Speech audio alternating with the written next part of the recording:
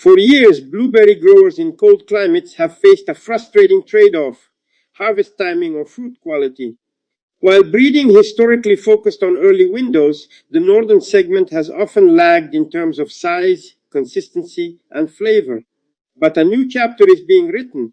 Today, we're exploring a breakthrough variety engineered in the south, but built specifically for the harsh north. It's a game changer that finally rivals the most advanced genetics in the world. Are you ready to see the new standard that's filling a major void in the global market? Let's dive in. For blueberry growers in northern climates, it's always been this tough choice, right? Do you harvest early or do you harvest for quality? Well, what if you didn't have to choose anymore? Today, we're diving into a new variety, the Nordica A81. It's a blueberry that was actually engineered in the southern hemisphere. And believe me, it is set to totally redefine the standards for quality up north. So I want you to picture the perfect blueberry in your mind. It's got to be big, super firm, just bursting with flavor, and it has that beautiful frosty coating. Sounds simple enough, doesn't it? But actually achieving that, especially for a global market and in colder climates, that has been a massive, massive challenge for breeders for years. That is, until now. All right, here's how we're going to unpack all this. First, we'll look at the big problem growers have been up against. We're calling it the Northern Compromise. Then, we'll see how the solution was actually engineered down south. After that, we'll get into the anatomy of the berry itself, check out its real-world performance, and finally, look at the big plan for taking it global. Okay, let's kick things off with the core problem. You see, for a long, long time, the northern blueberry market has been playing with a kind of built-in handicap. So here's the deal. For ages, genetic programs were all about those early harvest windows. But that meant, as the season went on, from early to mid-season varieties, growers just had to accept a big drop in quality. The berries got smaller, less consistent, they'd lose their flavor. This left this huge void in the market for a top-quality northern berry that didn't have to sacrifice everything just for timing. And that's where our story takes a really interesting turn. We've got to head south to find the solution for the north. Everybody, meet the Nordica A81. It was developed down in Chile through the Blueberica program by the world-renowned breeder Alejandro Navarro. And listen, the goal from day one was crystal clear. Create a variety that could not only survive harsh, cold conditions, but actually thrive in them, all while delivering the kind of premium quality you'd normally only see from berries grown in warmer southern climates. And hey, just so we're all on the same page, when we talk about northern highbush, this is what we mean. It's a specific type of blueberry that absolutely needs a good long winter chill to produce fruit. And that's exactly why this breakthrough is such a game changer for growers in those colder regions. So, what's the secret sauce here? What exactly makes this one berry so special? Let's zoom in and look at the anatomy of this breakthrough. Okay, let's break down the architecture of this berry, because this is where it gets really cool. That small harvest scar, that means less moisture loss and a lot less spoilage. Premium caliber means you're getting consistently huge berries. We're talking over 18 millimeters. And that beautiful waxy coating, that's called pruna or bloom. And it's basically a natural shield that keeps the berry fresh. Put it all together and you get this amazing crunchy texture and incredible flavor. Now let's talk numbers. By its third year of commercial growth, growers are pulling in over 5 kilograms per plant. For context, that is a massive leap in tonnage compared to the other mid-season varieties it's up against. Just huge. And this number, 83 on the shore scale, is all about firmness. This means the berry is exceptionally tough. Why does that matter? Well, it can handle mechanical picking, and even more importantly, that long, bumpy journey of international shipping without turning into mush. That's absolutely crucial. And finally, weight. An average fruit weight of 3.5 grams means each and every berry is heavy. For growers, this is a really big deal. It means those little plastic containers, the punnets, they fill up way faster. That cuts down on labor costs and seriously boosts the total weight they can sell. Okay, these stats are impressive on paper, for sure. But how does the Nordica 81 actually hold up in the real world? Let's look at the proof. This chart just brilliantly shows the economic impact. So take a look at the bar for Duke, the industry standard. A pretty big chunk of its fruit is in those smaller sizes. Now look at Nordica A81. It pushes a whopping 99% of its entire yield into the premium large and extra large categories. For a grower, this pretty much wipes out the smaller, less valuable grades and maximizes the value of every single harvest. And here we have it, a direct head-to-head comparison under the exact same fields conditions in Chile. Look, across the board, caliber, firmness, that protective bloom, even fruit weight, Nordica 81 just blows the standard away. This isn't just a small improvement, it's a total comprehensive upgrade. But you know what? Maybe the single most important feature, especially for global business, is this: a post-harvest life of 60 to 65 days. Think about that.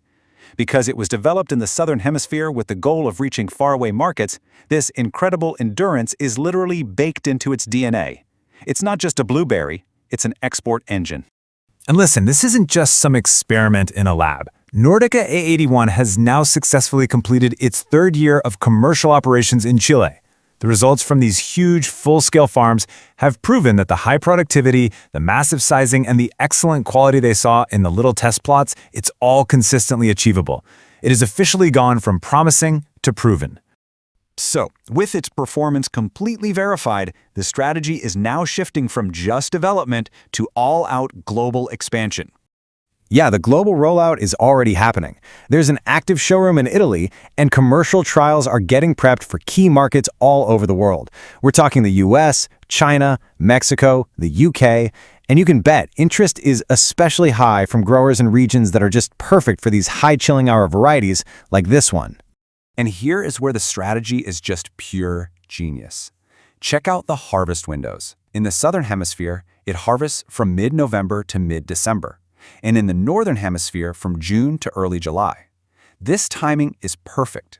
It allows growers to deliver these incredibly productive yields right when they're needed, to fill those critical transitional gaps in the global market. So what's the big takeaway here? Well, the team behind it all says that while Nordica 81 is the flagship that's changing the game for northern blueberries, it is just the beginning. It's really the first taste of a much bigger wave of genetic innovation coming our way. So the question now isn't if the northern blueberry market will change, but how fast everything else will have to scramble just to catch up. Welcome to the debate. You know, when engineers design like a suspension bridge, they rely entirely on wind tunnels, right? And computer models. Yeah, the math is pristine, obviously. Exactly. The simulated steel cables hold the theoretical weight perfectly. But then you build that bridge in the real world and suddenly Suddenly you have to account for unpredictable crosswinds, moisture, long-term metal fatigue. The environment is no longer controlled. right, every variable is suddenly working against your flawless blueprint. And today, we're looking at the agricultural equivalent of that pristine blueprint, which is the Nordica 81. Which is a new northern Highbush blueberry from the Blueberica program, developed by Caliplant and breeder Alejandro Navarro. Yep. And our central question today is whether the Nordica 81 truly solves the historical quality gap in northern Highbush varieties. Does it successfully bridge the divide between those high-yield, cold-hardy northern plants and, well, the superior fruit quality of advanced southern genetics? I argue that it does. The Nordica 81 is a definitive breakthrough engineered specifically for flawless global commerce. And, while I agree that data is fascinating, I contend that declaring this a paradigm shift based primarily on localized Chilean success, it just oversimplifies the immense complexities of international expansion. Well, let's look at the data driving this breakthrough. The Nordica 81 offers incredibly high productivity. By its third year, it is yielding over 5 kilograms per plant. Which is massive. It's a huge biological feat. Think about it. This single plant is pumping out the weight of a bowling ball in premium giant berries every single season. And it does this without sacrificing fruit size. I mean, the berries are predominantly 20 millimeters or larger. Right, but And furthermore, it hits an 83 on the shore firmness scale. That means it has that distinct audible pop when you bite into it, vastly outperforming the softer, kind of mushier texture of established northern staples like Duke. okay, I hear you on the metrics, but let's be real for a second. It is really easy to look like a paradigm shift in a perfectly controlled Italian showroom or a monitored Chilean test plot. Real-world farming in varied climates is entirely different. But the test plots are rigorous. Rigorous, sure. But success under optimized, closely monitored conditions simply does not guarantee uniform performance across varied international markets, like the US, China, and Morocco. I see why you think that, but the biological mechanics at play here are exactly what make it scalable. The Nordica 81 completely shifts the harvest profile. How so? The data shows it delivers 74% large and 25% extra large berries. Oh, wow. Yeah. Compare that to Duke, which yields mostly medium berries. It achieves this massive size upgrade while maintaining an easy harvest and a very small picking scar. Right, which is the primary entry point for pathogens. Exactly, making it critical for health. But see, you call that high vigor, and I call it a recipe for burnout. Think about the long-term physiological toll on the plant. You mean over the lifespan? Yeah, pushing a single organism to sustain a bowling ball of yield while simultaneously supporting extra-large fruit requires immense energy. My concern is premature exhaustion.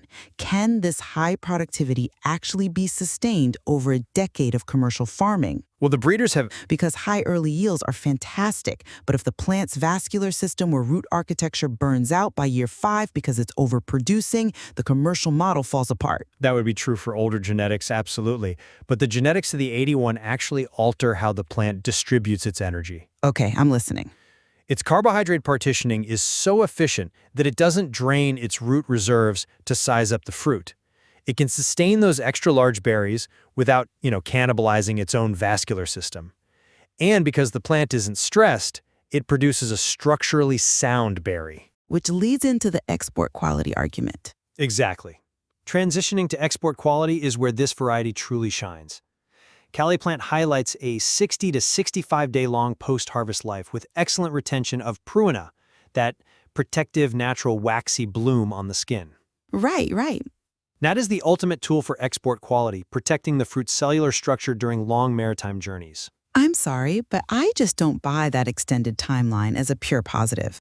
A 60-day shelf life is just a massive shock absorber for bad logistics. It's a safety net. It absorbs the delays of the shipping industry, sure, but underneath, that berry is still a living, respiring organism. If you stretch that post-harvest window to its absolute limit, inevitably the crunchy texture and balanced flavor promised to the consumer is going to degrade. But the firmness. A 65-day journey isn't just transport. It's an extended aging process. It is respiring, yes, but that 83-shore firmness and the structural integrity of the small picking scar actively slow that respiration rate. It physically prevents moisture loss, which is the primary driver of texture degradation. I suppose that's a fair mechanical point. And even with those logistical hurdles, both of us can certainly agree that the Nordica 81 represents a highly compelling development for the high chilling hour market. Absolutely. The genetic leap in matching southern quality with northern climate adaptation is undeniable. But we remain divided on whether its current test data definitively proves it can replace established global staples, or, if its international expansion will reveal unforeseen logistical friction. Indeed. We encourage our listeners to closely examine the commercial data emerging from Caliplant's global testing licenses to draw their own conclusions. Ultimately, the question isn't just how well the bridge performs in the wind tunnel, it's whether it stays standing when the real crosswinds hit.